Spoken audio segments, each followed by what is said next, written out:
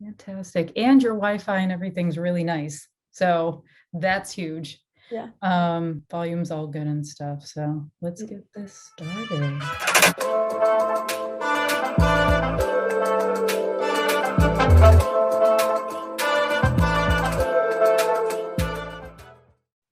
Hi, everyone. This is Catherine Carmignani for Mass Golf, and I've got a fantastic interview lined up with Rebecca Skoler. She was the 2021 Baker Stroh Play champion on the women's side and had a fantastic showing at our women's amateur this year. Rebecca, thanks so much for joining me. Thank you for having me. Fantastic. I mean, I could run through your resume. It's quite long. You've been extremely successful in a lot of mass golf events, a lot of regional events, and nationally as well on the USGA stage. But we're going to take it way back. And I'm curious, how did you get started in golf? Yeah, well, so my dad originally took me to the range at our home course. He loved golf, so he played a lot, and it was just something that we could do together. I had fun. I liked driving the golf cart. Then one day my dad went to Mass Golf when it was raining at night, and he met Bill McInerney there, who had the junior golf academy, and my dad signed me up, I think, right on the spot. And next thing you know, I was in the academy and I loved going. It was super social, like a one big play date. I think I was like 10 years old. There were a lot of girls that played, so I really loved going there. And then next thing you know, Bill's asking me what my goals are in golf. I didn't quite know at 10, but here I am. Well, he clearly saw something in you talent-wise and everything and lined you up with some big goals there. So kind of going back to that resume now, again, so many fantastic accomplishments to date, doing well in regional events. You are a girls junior champion a few years ago, back in 2018. You competed in the women's US 4 ball this year. You made it quite the distance as well.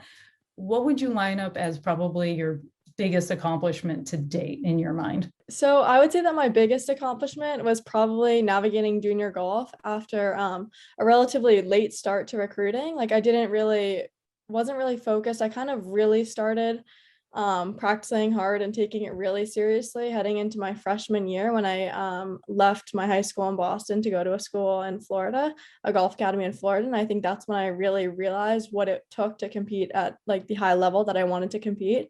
So I would say that landing several scholarship offers from D1 programs was definitely my biggest accomplishment to date, despite like all the I have a lot of golf, good scores and good tournament wins under my belt. But that was definitely something that I'm super proud of. I had to travel. My dad and I traveled across the country for years, trying to be seen by the coaches on both like in the south, out west.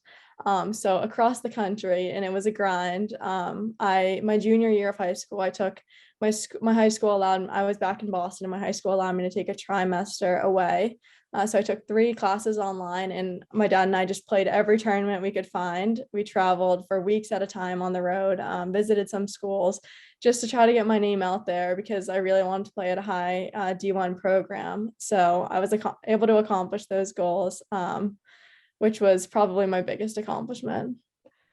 I love that. So it's not about those trophies. It's not about, how far you've made it in, a singular event. Like this is almost like a family accomplishment too, like how involved they were in the process. And I mean, kudos to you. Congratulations at a very young age being so disciplined to be able to, you know, go out there, play so often, kind of go through that grind. Not a lot of people know the ins and outs of that and how much work behind the scenes it really is, but clearly it's paid off because you've landed in a fantastic spot and you've had great success springboarding from that. What is a like summertime in Massachusetts look like to you now versus maybe when you were in high school?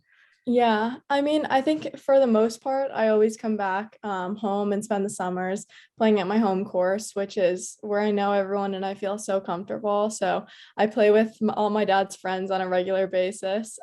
They and all like the staff at Pine Brook, which is my home course, and other members cheer me on, make me feel so welcome at the course, and are super special to me. They're a huge part of my team. They follow all my events, all the mask off events, and cheer me on. So I would say that they're definitely my biggest support system. So having them here to come home to is always super, super nice. Having their support through like the good and the bad, no matter what happens, they're always there. I always get a lot of good jobs and people there cheering me on at the course. So it's really nice to go home to a super familiar place and have those people like behind me is super, super nice. And I'm incredibly grateful for their support. That's great. And, beyond what you're feeling with your family and those individuals you're playing with at your home course and everything, you actually have a pretty significant support system within the Massachusetts women's golf community. I've heard it myself. Hey, I'm a big supporter of yours as well. Anytime I see you out there, I'm like, let's go. But I mean, there's a lot of women that I see gravitate towards you and want to, wish you well or cheer you on. Was it always like that within, the golf community? Have you felt like things have changed a bit? Well, I would definitely say there's a lot of competitors my age that I've grown up with. Since I started with the game, I've known, Allison and I both worked with Bill when we were 10 years old. Ann and I remember playing US Kids events, and I could not believe she was out driving me by so much. And we always had fun with our dad. So there's a lot of girls that I'm so familiar with, and we've been competing against each other for years. So it's like we're family at this point. So that's why I love playing the mass golf events too, because I do feel like I have so many people there, so many familiar faces, and so many girls supporting girls, which is so awesome. Like Sue Curtin, I love her, and she's such a good role model for me and a big supporter, and we have like a great relationship on and off the course. So I'm super thankful for all the girls that I met through mass golf and the girls, that are coming up that I'm meeting, and older girls, women that have been competing in mass golf for a while. So yeah, I feel like it's definitely grows, over the years as I meet more people, and we've just been around each other for a while. So it's awesome. Yeah. Oh, I love to see those types of relationships continue to grow, and, having the perspective of, those that you grew up playing with versus those that have been playing for quite some time. I guess a little bit more of the experienced players out there that, anyone can learn from as well. So I think all generations are kind of teaching each other different lessons, whether it's on the course or off the course. So that's really cool. I want to go back a little bit to, that great accomplishment of yours, doing the grind, going from junior level to getting all those scholarship offers and everything. Beyond that, do you think that you've even, taken it another step up? Do you think that you're at another stage in your career now, even after, right, 2019 into 2020, right, doing all that work, and now 2020 to 2021? I feel like 2020, a lot of the college students had to figure out a way, grow up a little bit faster maybe than what normal first years might kind of go through. Do you think that you've hit another stage even more so? Definitely. I think there's a lot of maturing in college, and the jump from junior golf to college golf is very different. Even though I never played on the team this year, I got to experience like practice and just being a college athlete. So that was definitely a big difference. And as I said earlier, like I feel like I started really taking golf seriously relatively late to the girls that I'm competing with. So each year has been like, I feel like I've improved tremendously. So this past year especially, I feel like has been huge in terms of my game's development. I think getting injured, I had hand surgery in November, and was out for a little bit last summer. So that made me realize how much I love playing the sport and how much I love to practice. So I think that having that taken away from me for like 4 months this past year was really tough mentally. But I also am going into a program that is like a top ranked program, loaded with talent. There's all the girls on my team can compete. So we have our team is stacked. And that also made me realize like I need to step up my game, my practice, my preparation. And I really want to be an impact player on my team. So like now that I was able to experience it, I kind of know what that takes. And know what I need to do in order to improve to reach my goals. So I've practiced harder than I ever have in this past year, and I'm not done. And so I'm seeing some great results. So, but I want even more. Oh, I want to keep competing. I think it speaks volumes coming off of this injury, not being able to have a normal first year experience at college, not being able to compete like you want to, but still being surrounded by that. We hear a lot of that, student athletes or young competitive athletes trying to get over, whether it's maybe like a mental hurdle or just trying to figure out their next step or their way. So kudos to you for taking your first year and turning it into something really unique and special, and it coming into the mass golf season this summer, I should say. Didn't look like that you weren't competing, because you look like you were in tremendous form. Was there one or two things that kind of helped you push through, whether getting over that injury, working really hard? I mean, clearly the drive's there, but is there anything else you attribute that to?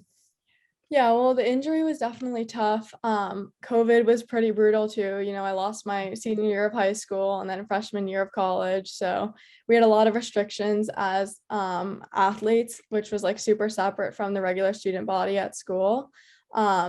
And there was like a little bit of a stigma around getting the virus. So we were super in lockdown. Basically, the only thing we could do was practice. But with that being said, like I had such a great support system through these hurdles. Like with my coaches, I had an incredible team there to support me and my family. And so at the end of the day, I kind of realized like I was nothing but grateful to be in the position that I was, getting a great education. Like even though I was missing out on some of the most special years of my life to date, I was healthy for the most part, besides the hand, getting a great education, had a really special team and coaches behind me there to support me. So I may not have been able to make many friends, but I got to watch and travel with my team for a little bit, which was super special. It was a treat to be able to do that. So I kind of realized I had little to complain about. I had a lot of time to practice. I had a lot of time to work on things. I got to do what I love every day. So I was just super grateful. And I honestly think that was super helpful and kind of getting me to the next step and just changing the way that I approach the game. What's the balance? What are some areas, maybe aside of those golf specific things, that are of more importance to you now? Mm-hmm. Definitely, I would say recently I know that I need more power, especially relative to my teammates. My teammates hit it long. So I would say that now most of my time outside of practice and outside of technical work is spent in the gym. I've kind of grown to love working out and getting stronger. But I've also this summer taken the mental side of the game a lot more seriously. We are incredibly privileged to have a relationship with Dr. Bob Rotella at UVA. So he has an affiliation with UVA, as he used to be a sports psychologist there.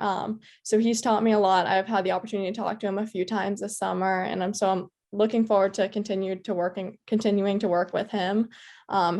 He's such an awesome resource that we have, and I think that talking to him has definitely helped me improve my game. You don't really understand, like I feel like I never took the mental side of the game seriously until now, and it has done wonders for me, I think. So with a better mental approach, I feel like I've improved a lot and still can improve a lot. But also with the rest and recovery, I got a Whoop band this year. There you go. I'm a little bit obsessed with that. So I use that a lot for sleep purposes, tracking my heart rate.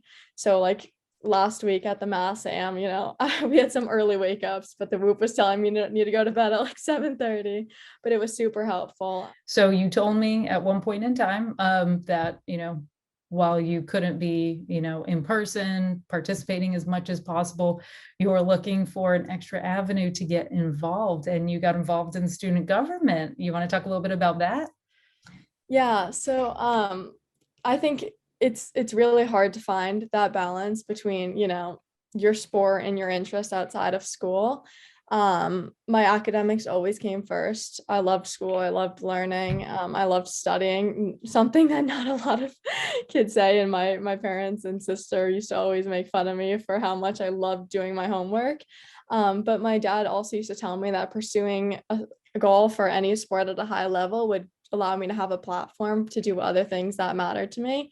And I didn't really understand what this meant until I was able to discover other passions of mine, thanks to some of like my incredible high school teachers. And I think that being passionate for me about a lot of other social justice issues opened my eyes to certain inequalities in our world. And that helped me recognize my privilege. And I think that it was around my senior year of high school when like I found these passions and really understood what my dad had meant. And at that point, I realized that I could do what I love and also use my privilege to affect positive change.